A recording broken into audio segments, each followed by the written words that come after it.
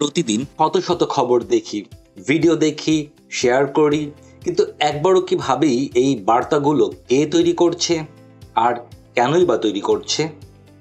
দেখা আর বোঝা এক নয়।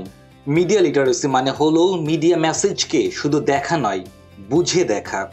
কে বার্তাটি বানিয়েছে, কেন বানিয়েছে, কি বাদ দিয়েছে আর কাদের প্রভাবিত করতে চাই, এই প্রশ্নগুলোই আমাদের সচেতন করে তোলে।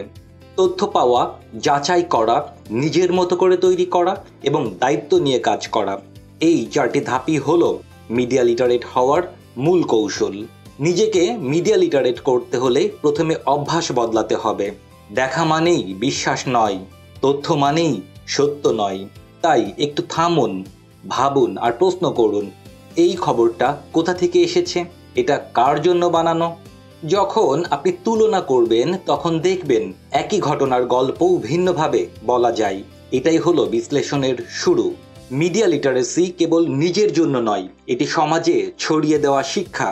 আপনি ক্লাসে, অফিসে বা ফেসবুকেই হন, প্রশ্ন করতে শেখান, কারণ একজন সচেতন মানুষ অনেককে সচেতন করতে পারে। এভাবেই গড়ে ওঠে সচেতন নাগরিক সমাজ। কে এই বার্তা তৈরি করছে? মনোযোগ টানতে কি কৌশল ব্যবহার করা হচ্ছে? কোনো দৃষ্টিভঙ্গি বা পক্ষপাত আছে? কোন তথ্য বাদ দেওয়া হয়েছে? অন্যরা কিভাবে দেখবে? এই 5টি প্রশ্নই মিডিয়া বোঝার মূল চাবিকাঠি। যে প্রশ্ন করতে শেখে সে প্রভাবমুক্ত থাকতে পারে। সমালোচনামূলক চিন্তা মানে সন্দেহ নয়, বুঝতে পারা। একই খবর দুইভাবে দেখলে ভাবুন, কেন আলাদা, কার লাভ, কোন তথ্যটা বাদ। যখন আমরা এসব ভাবতে শিখি তখনই আমরা সত্যের কাছাকাছি পৌঁছাই। বাংলাদেশে 5 কোটির বেশি সোশ্যাল মিডিয়া ব্যবহারকারী। এই বিশাল জনগোষ্ঠী যদি প্রশ্ন করা শেখে তাহলে গুজব নয়, সত্যই হবে আমাদের শক্তি। মিডিয়া লিটারেসি হলো স্বাধীন চিন্তার শিক্ষা।